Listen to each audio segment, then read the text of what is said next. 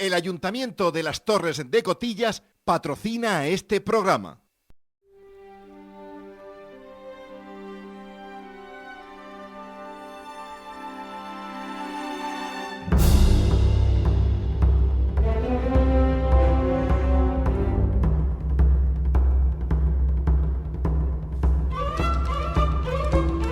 Llegamos a las Torres de Cotillas, a una localidad de la Vega Media del Segura que a lo largo y ancho de su término municipal de casi 40 kilómetros cuadrados de superficie, combina en el mismo paisajes naturales de huerta y campo.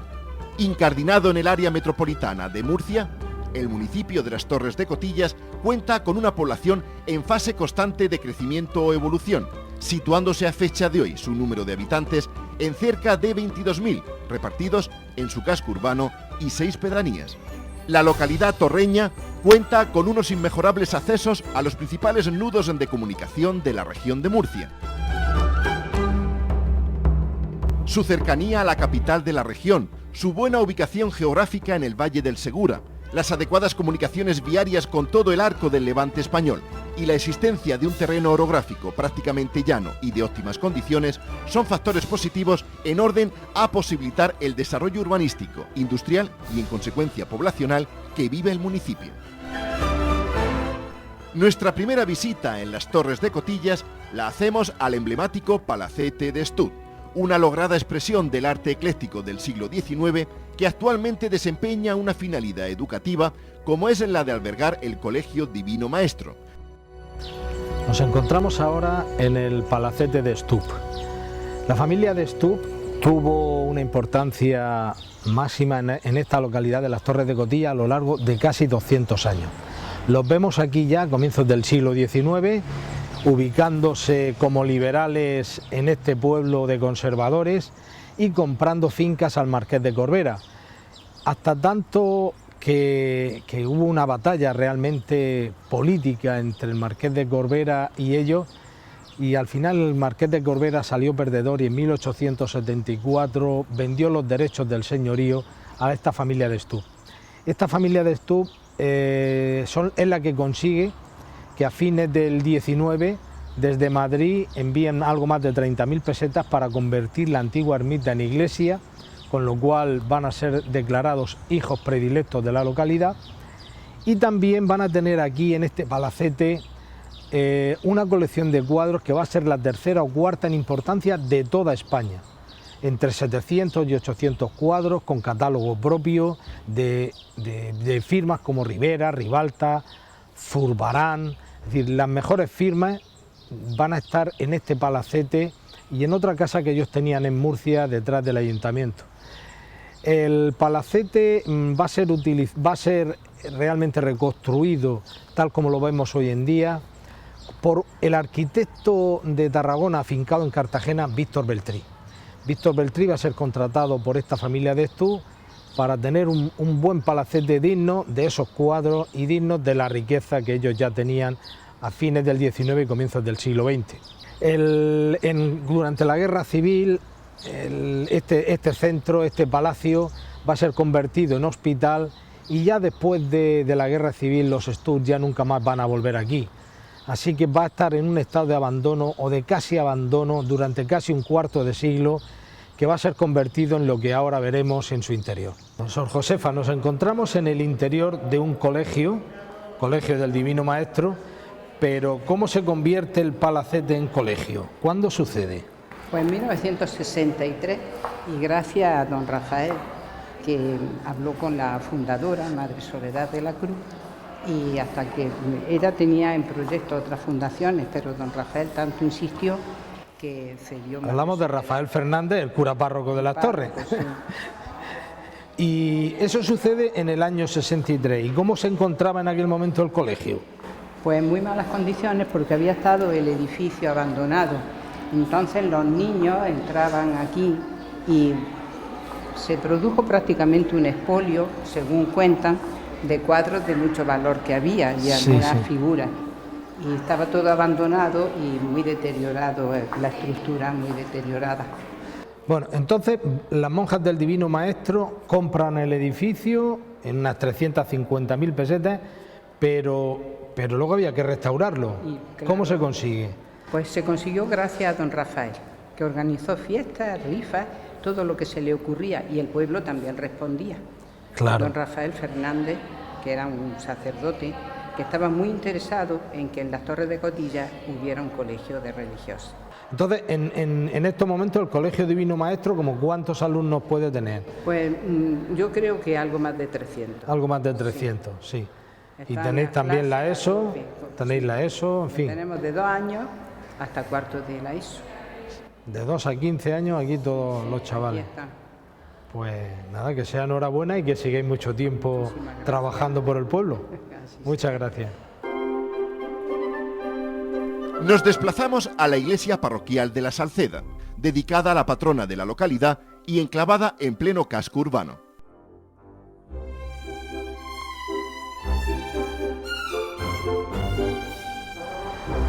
La población de Las Torres estaba afincada en sus comienzos en el siglo XIV a orillas del río Segura y a orillas del río Mula, justo en la confluencia de los dos ríos.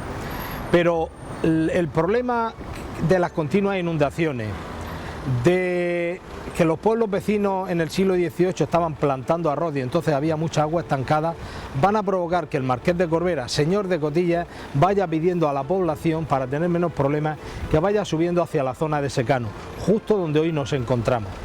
De hecho, ya a fines del 18, 1796, 1797, como la mayor parte de la población ya está aquí arriba, el propio marqués le pide al obispado poder trasladar la ermita que había dedicada a la Virgen de la Salceda junto al río, trasladarla aquí.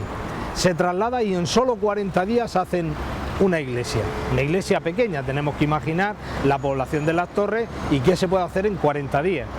El problema es que después de esos 40 días la ermita o pequeña iglesia se va a mantener otros 100 años sin ser ampliada. Así llegamos a 1896, 1897, que la iglesia se ha quedado pequeña, obsoleta, se está cayendo. Y entonces interviene el José María de Estup, que es el sucesor, por así decirlo, en el poderío en este pueblo de Las Torres de Cotillas, para que desde Madrid envíen algo más de 30.000 pesetas y construir una iglesia nueva. En 1898 se va a construir esa iglesia y se va a contratar al mejor arquitecto de la época, Justo Millán. Justo Millán, que hemos visto a lo largo y ancho de la región, y va a construir la iglesia tal como hoy la conocemos en tamaño, porque evidentemente con el tiempo, en el paso del tiempo, se va a ir restaurando en los años 20, en los años 40 y más recientemente, como vamos a ver luego en el interior, se ha hecho una reconstrucción magnífica y maravillosa. La patrona de Las Torres de Cotillas, desde 1699 por lo menos, es la que ha protegido esta localidad. En tiempos hubo incluso quien dijo que la Virgen, que otras vírgenes como la Virgen del Rosario había sido patrona de Las Torres. Realmente falso, verdaderamente falso, porque como digo, desde fines del 17 ya hay documentos que marcan a la Salceda. ¿Cómo llega aquí la patrona de un pueblo de Guadalajara llamado Tendilla? Eso sí que no lo sabemos, pero sí que desde luego a lo largo de los últimos 330 años ha estado protegiendo este pueblo. Como hemos dicho en el exterior, la iglesia estaba en otro sitio, se traslada y actualmente pues presenta un aspecto magnífico porque ha sido bien desarrollada la estructura interna, que estaba en muy malas condiciones, y cada una de las capillas ha sido dedicada a una de las vocaciones que nos encontramos en el pueblo, que luego procesionan en Semana Santa. Una Semana Santa también que desde el año 82-83 ha ido tomando fuerza hasta llegar a límites increíbles. De hecho, hemos de decir que en los años 70 los torreños no se quedaban a las procesiones de Las Torres, sino que iban a las de Alguazas y otros pueblos vecinos, y ahora sucede al contrario, especialmente el Domingo de Resurrección, que hay una vida en las procesiones que es digna de admirar.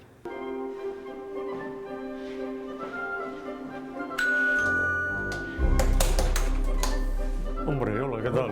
¿Cómo eso? Y gracias por recibirnos. Siempre eso faltaba. En tu casa. Muy delante yo indico para... Bueno, Pedro, Nada. ya estamos en tu taller. sí, ya hacía un tiempo que no venía por aquí, ¿eh? Sí, sí. Sí, porque hay que aprovechar circunstancias especiales. Esta lo es poder estar contigo un rato y visitar tu obra y hacerte algunas preguntas. En qué estás trabajando, por ejemplo, ahora mismo. ¿Hay algún tema específico o...? Pues un tema como consecuencia de un viaje, está pintando en Córdoba, está pintando en Alcalá de Guadaira, en Cádiz está pintando bastante, y está pintando también antes en Ricote, en el Lago de Blanca, todo eso el último mes, o sea que sí he estado, este mes he pintado bastante y así ilusionado con cosas que he hecho por allí, sí. Incluso, mira, habría uno de los últimos cuadros que he pintado, que es este, que es un poco curioso, porque mi hija, María del Mar, e Isabel, mi mujer, tienen un trozo mínimo de tierra del ayuntamiento, yo creo que es de Espinardo, para cultivar, quiero decir, cosas allí en ese trozo de tierra, y el lugar es una maravilla. Desde la autopista se ve el pino ese gigantesco que hay, lo que pasa es que desde la autopista es una cosa así horrible, y desde dentro la casa es muy bonita y el pino también lo es, y bueno, y la gente así trabajando, no este día cuando yo estaba pintando, que no había casi gente porque era muy temprano, pero el lugar es así muy especial, y lo que están haciendo yo creo que también es muy bonito, el ir allí así a cultivar de la forma así más sana posible. Oye, ¿la última exposición que hiciste fue en Chis? La última exposición fue la última fue en Chis, sobre el Mar Menor, prácticamente toda la exposición, y cosas pintadas también en los últimos 2 años, o sea que es un poco novedad en cuanto que son nuevos Sí, porque yo te he visto a ti muchos cuadros, pero sobre todo de interior, paisajes de interior, ¿no? Valle Ricote, Calasparra, o monográficos dedicados al toreo o al flamenco, que son 2 temas que van contigo, ¿no? Sí, sigo teniendo, quiero decir, cosas de flamenco nuevo, y aquel que de pronto se ha quedado aquí un poco traspapelado, el de la izquierda, que está pintado hace 3 días en Granada. Pedro, ¿tú fuiste el único sucesor de Goya, o hay algún otro pintor que haya seguido esa línea, aunque luego has evolucionado evidentemente por tu propia intuición, a tus propias formas, pero naces como hijo de Goya, ¿no? No, bueno, en realidad no es así, quiero decir, yo no conocía a Goya, y no conocía a Goya ni conocía prácticamente la obra. Hice una exposición en Chi hace un montón de años, debía ser por el 77 yo creo que sí, 77, y Goya vino, quiero decir, estaba relacionado con Manolo Fernández Delgado, y de pronto vio unos cuadros que le llamaron mucho la atención y le pidió a Manolo Fernández si había posibilidad de conocer al pintor. Y entonces, como vino por ahí el conocimiento. Sí, y entonces a partir de eso sí, hemos tenido muchísima amistad, quiero decir, él ha escrito textos sobre mí, en la obra completa están, en un par de textos, y bueno, quiero decir, yo lo admiro mucho, las cosas que hacía, claro, que, aunque se puede decir que hace porque están vivas y van a estar vivas toda la vida, un pintor así muy excepcional, y yo creo que yo soy yo, quiero decir, aunque pueda tener pintores así que comunes que nos gustan, como puede ser Turner o Cézanne, quiero decir, son gente que un poco en su momento te han un poco guiado, y luego él también te puede haber guiado, pero vamos, que luego cada uno es uno dentro de lo que tiene, que bastante tiene uno con intentar salir adelante por él mismo, claro. Oye, vamos a ver, me retrocedo en el tiempo, bastante. ¿Cómo fue pasar de trabajar el cuerpo físico, haciendo mucho deporte, a trabajar la mente y el espíritu a través de la pintura? Bueno, lo del esfuerzo y eso no ha cambiado mucho, porque tengo como consecuencia de jugar nos juntábamos unos locos en el Rincón de Seca a jugar un partido los jueves, apostándonos dinero. No, yo no me he apostado dinero nunca, pero no me ha gustado perder tampoco, y entonces allí salía uno un poco a matarte, y llegó un día que se apostaron en aquel momento 300 y pico mil pesetas. Y entonces, pues allí había entradas, aunque éramos todos muy amigos, pero había entradas pues con arreglo a esas pesetas. Y una entrada es así un poco criminal, pues bueno, el ligamento cruzado lo tengo hecho un desastre y no he podido jugar más al fútbol. Pero correr sí puedo correr, y entonces sigo saliendo a correr prácticamente todos los días. Esta misma mañana, sí, antes de recibiros a vosotros, he estado corriendo por ahí por Malecón y he hecho 7 u 8 kilómetros corriendo, o sea que no tiene, que es compatible perfectamente el esfuerzo físico, sí, con lo que uno, quiero decir, la vida de uno, que es quizá lo más importante que hay en mí, que es la pintura. Bueno, muy, muy importante en ese aspecto. Bueno, otro rasgo, yo sé que vas mucho a Italia.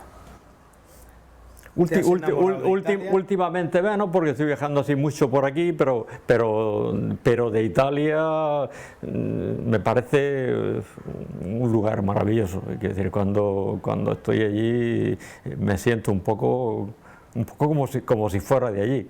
He estado pintando bastante tiempo en Roma, en Nápoles, en Lucca, y luego también hay otra zona que me gusta mucho, que es en Aix, en el sureste de Francia, en Aix, en Arles.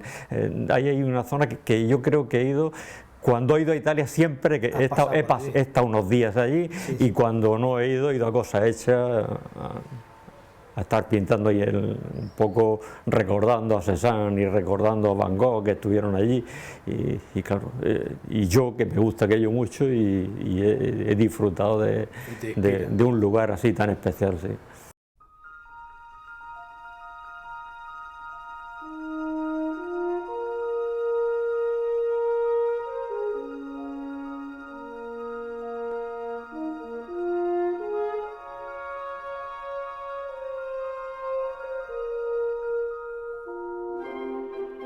Nos dirigimos ahora al gran pulmón verde de las Torres de Cotillas, como es su Rambla Salada, un envidiable y rico paraje natural que atesora en su entorno una variada flora y fauna, en su mayoría de carácter autóctono, amén de ser entorno privilegiado para la práctica del senderismo. La ermita dedicada a Nuestra Señora de la Salceda y el flamante albergue turístico son puntos idóneos para disfrutar de la bella panorámica de un espacio natural que ha sido testigo, además, de los primeros asentamientos humanos en las Torres de Cotillas, como lo prueba esos restos arqueológicos sacados a la luz y constituidos por puntas de flechas, hachas, molinos domésticos y cerámica. Nos encontramos en la Rambla Salada de las Torres de Cotillas. Es un nombre que coincide con otras ramblas, especialmente la de Fortuna, pero en el caso de las Torres de Cotillas es menos conocida incluso por los propios torreños. Esta rambla es un rincón único porque desde Archena prácticamente hasta la desembocadura del río Segura es el último paraje que nos queda un poco virgen. Y queda virgen porque realmente se ha sabido proteger, se ha luchado por ello. En estos momentos nos encontramos con 2 técnicos del ayuntamiento que son los que nos van a acompañar y nos van a ir contando qué se puede ver y de qué se puede disfrutar aquí. Marina, ¿qué vegetación tenemos que nos rodea? Bueno, pues tenemos la vegetación típica de Rambla, ¿no? La vegetación típica de Rambla. Podemos encontrar especies adaptadas más a la humedad, como puede ser el pino carrasco, y luego en zonas donde hay menos humedad es el matorral típico de bosque de ribera o bien de Rambla, como podemos encontrar pues el lentisco, el romero, el tomillo. Especies adaptadas incluso a la salinidad, como el nombre indica, es una rambla salada, por el clima intenso, ¿no?, en el que tenemos precipitaciones muy pequeñas y sin embargo la evapotranspiración es muy fuerte. Por eso tenemos especies como por ejemplo puede ser el taray, que está adaptada a la salinidad del suelo. Sí, sí. Bartolo, ¿y especies animales? Especies animales, pues realmente ahora hay muchos tipos de aves. Lo que pasa es que, digamos, autóctonas de aquí, pues tenemos el galápago leproso, que por desgracia ya casi no queda, porque hace unos años le daba a la gente por llevarse el venir y coger galápagos de aquí y demás. Y luego también tenemos dentro de las aves tenemos la garcilla, tenemos las garzas, tenemos algún tipo de cigüeñera, aunque se ven en las zonas más altas de la Rambla. Y esas son un poco las especies. Aparte, pues ahora las especies generales que están por todo el pueblo, como puede ser el mirlo y el escribano palustre. También el escribano palustre también es muy típico de esta zona zonas de Rambla. Conejos, liebres, jabalí. Esos son conejos, liebres, ahora mismo son especies invasoras. Además, de hecho, ahora tenemos un problema en el campo yo creo que en todo el campo de la región de Murcia, por una proliferación excesiva del conejo, que además nos está trayendo algún problema de presencia de garrapatas y demás por transmisión de garrapatas por el tema del conejo. Sí, sí. Y yo en una ocasión, paseando por la Rambla, vi un jabato. ¿Eso es normal? Sí, sí. Normalmente, vamos, es una zona digamos, hay épocas en las que se acercan más a las poblaciones porque en el campo tienen los años que tienen menos alimentación y demás, pues sí se van acercando, y ya está incluso aquí en la pedanía de Media Legua también hubo uno atropellado, o sea que se van acercando y ya viene hasta incluso a las zonas de contenedores de la basura buscando comida y demás, o sea, pero sí se suelen acercar. No es, en la otra zona que tenemos, digamos, húmeda, que es la zona del río Mula, que por desgracia también se ha convertido prácticamente en una rambla porque no es un cauce cotidiano. Continuo, porque si el río es un cauce continuo y el río Mula prácticamente ya no es siempre un cauce continuo, allí sí hay bastante abundancia de jabalí. Aquí hay menos, pero allí en aquella zona sí hay bastante jabalí. Vamos a ver, en estos momentos nosotros podemos visitar bien, porque antes para visitar la Rambla pues había que estar un poco fuerte, ser joven, pero ahora mismo pues se ha hecho un camino, se han hecho subidas adaptadas a todo el mundo que quiera pasear, algo que entre el ayuntamiento y una entidad bancaria arreglaron. Pero aquí también han colaborado un grupo. ¿Qué grupo ha colaborado en que esto está más visitable? Bueno, aquí lleva ya bastantes años, 15 años lleva trabajando un grupo scout de aquí del pueblo, que ha tenido distintas etapas, pero que tuvo una etapa sobre todo por el año 2005 y ahora ha vuelto a resurgir. Y entonces, pues normalmente lo que está haciendo ha hecho replantaciones en la zona de la Rambla, ha hecho limpieza y un poco ha estado presionando para que se o sea, presionando, no presionando, digamos, ayudando, fomentando. De hecho, a través del programa Volcan se han hecho varios programas de adaptar. Varias de las plantaciones se hicieron con subvención del programa Volcan, de la caja de ahorro, de la antigua caja de ahorro del Mediterráneo. O sea que aquí se ha estado trabajando porque, digamos, los grupos de scouts siempre trabajan, una de sus leyes es el respeto a la naturaleza y una de las pocas zonas, digamos, como tú has dicho, vírgenes que nos queda aquí en el pueblo, pues es este entorno. Entonces es el entorno que elegimos un poco para dirigir nuestras actividades con la naturaleza. Pues el proyecto fue redactado por los técnicos municipales del Ayuntamiento de las Torres de Cotillas. La obra se realizó por un convenio entre la Caja, la Obra Social de la Caixa y la Dirección General de Medio Ambiente de la Consejería de la Región de Murcia. Fue una subvención de un importe de unos 100.000 euros y se adecuó unos 2 kilómetros de la senda verde. Va desde la margen izquierda de la Rambla Salada, que conecta con el río Segura, hasta la zona del albergue turístico que tenemos en el Coto 2, de aquí de las Torres de Cotillas. Que vamos a visitarlo. Que vamos a visitarlo. Vamos a ver ese albergue. Perfecto. Venga.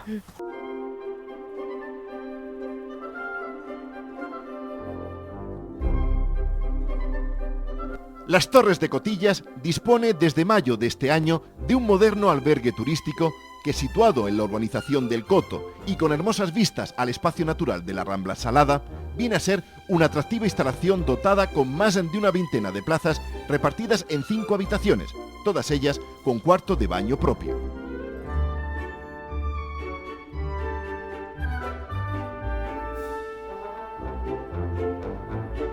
Nos encontramos de nuevo, ahora sí, en el albergue turístico de las Torres de Cotillas. Vosotros que habéis estado disfrutando de estas instalaciones, ¿qué podemos encontrar aquí dentro? Bueno, pues aquí dentro tenemos una estancia, además de muy buena calidad, tenemos una estancia con 22 plazas prácticamente de hotel, o sea, prácticamente es una estancia de hotel. Tiene su cocina, su salón, un salón múltiple y una zona de comedor. Y luego arriba tiene Tiene 22 plazas que están distribuidas en 6 habitaciones, me parece recordar, porque con literas tiene 22 plazas. Y para acceder a estos servicios, ¿qué hace falta? ¿A quién hay que dirigirse? Pues recientemente se ha firmado un convenio el Ayuntamiento de las Torres de Cotillas con el consorcio de las Vías Verdes. Entonces ahora mismo el albergue está explotado por la empresa que lleva todos los albergues de la Vía Verde del Noroeste. Sí. Como por ejemplo puede ser el de Alguazas o el de Molina de Segura. ¿Y es económico? Importante. Debe ser económico. Debe ser económico, ¿no? Sí. Bueno, y además de estas instalaciones que hay en el interior, aquí en el exterior, ¿qué podemos encontrar? Bueno, aquí aparte del entorno que tiene esta zona, que es un entorno, hay unos rinconcicos como los que hemos visto antes, ahí abajo hay un rinconcico divino, un arbolado y prácticamente que no se ve nada que no sea árboles o naturaleza. Tenemos aquí una instalación que es el Aula de Recursos Juveniles, también llamada Aula de la Naturaleza, que digamos es una sala un centro de recursos ahora mismo esa aula está conveniada con el grupo Scout y desarrolla ahí sus actividades. También se dan actividades para centros escolares que vienen a visitar la Rambla y se le da a conocer la Rambla y la sala está equipada con un videoproyector, con equipo de sonido y con un pequeño aula y luego con armarios donde hay recursos. También se hace con charlas didácticas con colegios sí, a través del grupo Scout. Por ejemplo, el año pasado celebramos aquí el Día Mundial del Medio Ambiente.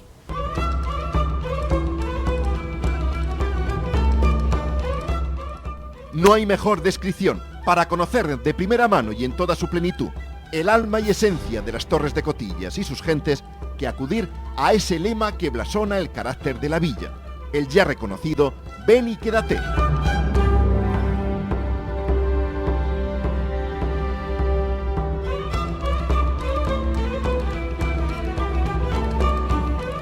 Ven y quédate, marca de distinción de un municipio acogedor, receptivo e integrador que con espíritu joven, comprometido y emprendedor construye día a día un espacio vivo de convivencia y de bienestar para sus hombres y mujeres.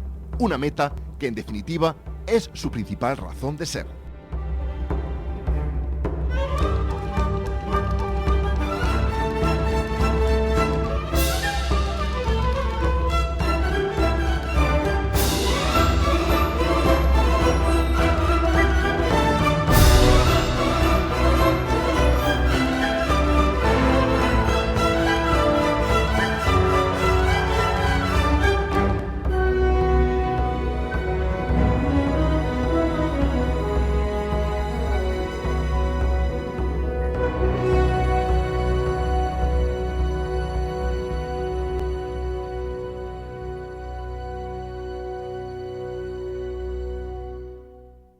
El Ayuntamiento de las Torres de Cotillas ha patrocinado este programa.